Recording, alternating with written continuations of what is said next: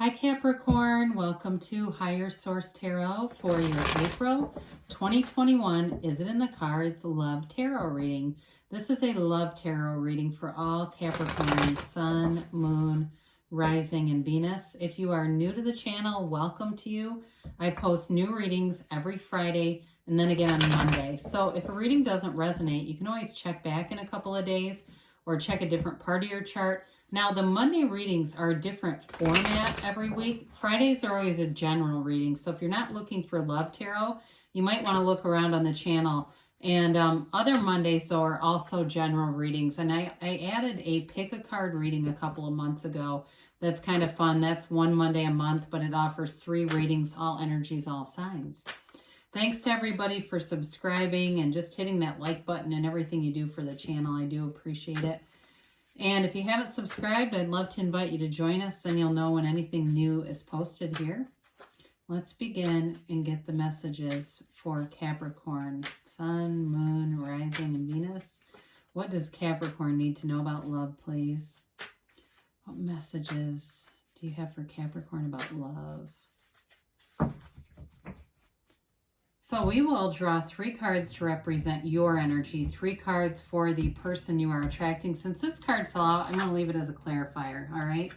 So you've got the High Priestess, the Page of Pentacles, and the 7 of Wands. The person you're attracting has the 3 of Wands, Strength, and the Queen of Swords. Your guidance or your advice is Temperance, the 4 of Wands, and the Page of Cups. Well, you definitely have love here.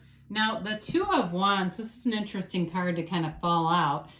It is a card of success, but it's like looking at options. It's making a decision about something. So I do feel like there's a little bit of a delay here. So if there's some area of your life that you're trying to work out, it does feel like that needs to be resolved first. So as I look at your cards here, you've got, let's see here. Let's take a look. You do have Sagittarius here. You've got Leo. You've got fire in general. So Aries, Leo, Sag. You've got Earth, Taurus, Virgo, Cap. Water, Pisces, Cancer, Scorpio. And you do have air here too.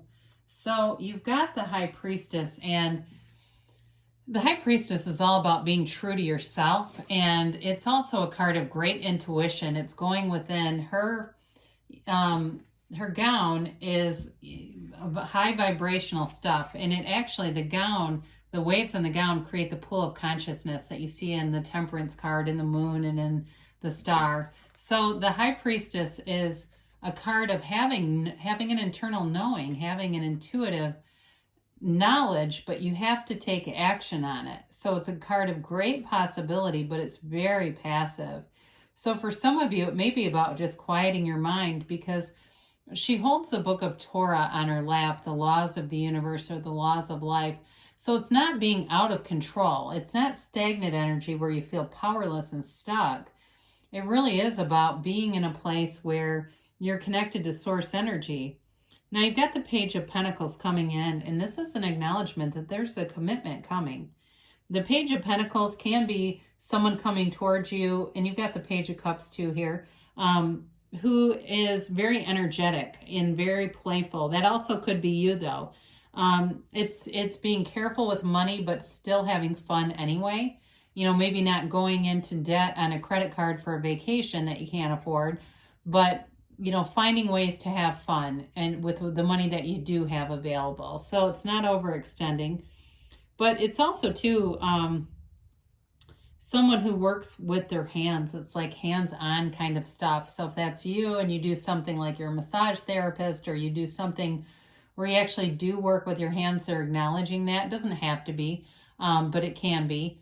And the 7 of Wands is a card of perseverance. It's resilience. You do not give up. So if you've been looking for love, your quest has not ended. And for some of you, though, it is about kind of relaxing a little bit. You know, the advice is to kind of maybe not push so hard, but to allow, because when we keep pushing on things, it can even create an energy field where the things that we're trying to manifest don't come in because we're pushing against them, right? Abraham Hicks talks quite a bit about that. When we're pushing against things we don't want, that's almost worse. So this person here they may be waiting on you. They have a couple of cards here. So if it isn't someone you've met already, they are not out there dating. They are waiting for the right person. But the Three of Wands is a card of success, and it's a card of knowing also. So they know you're out there. They're not going to go out with just anybody to pass time. This is not somebody getting on all kinds of dating apps and going out on all kinds of dates and having superficial relationships. They're not interested in it. Now, interestingly enough, you've got the Seven of Wands. They've got strength.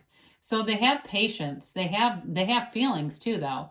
You know, and it may be one of those things where you meet this person and they feel like they've always known you, because these feelings are already inside of them. They just don't know who they're for. So with the strength card, it's also, they've got a confidence. They've overcome a lot of things and they've learned from those lessons. They've learned.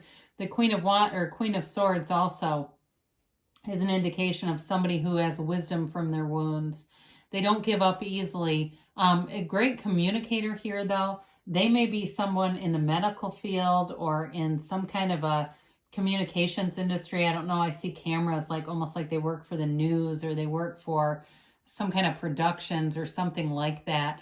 Very intelligent person, great ideas, very creative energy here, and somebody who is able to make a commitment for sure. They're not going to be in and out. They're going to be all in, and it looks like for some it's a marriage. What I like to see about this, though, is you got Temperance down here.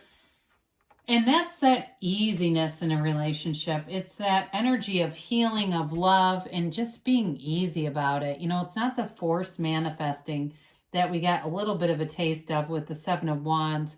It's allowing those things to come in. It's guided by Archangel Michael. And so it's a new dawn, a new beginning for you. And it's all guided through source energy. And so when you manifest a relationship in that high vibrational state, you're in alignment, so you don't make a bad choice. There's not a bad match when you're both in alignment.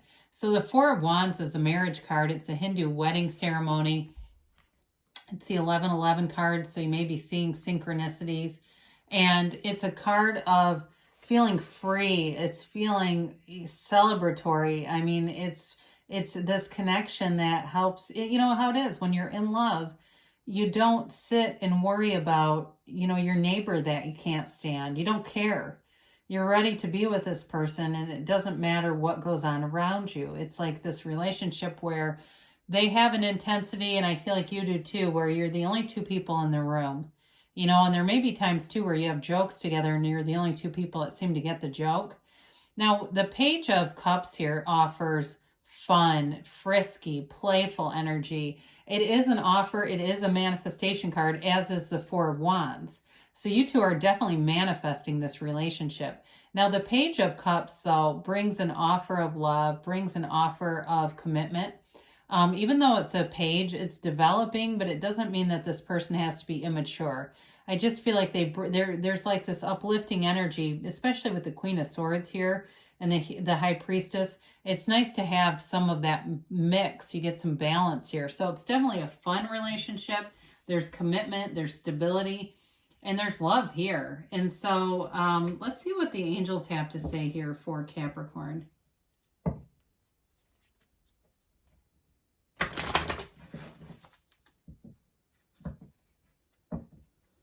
Let's see here. Capricorn.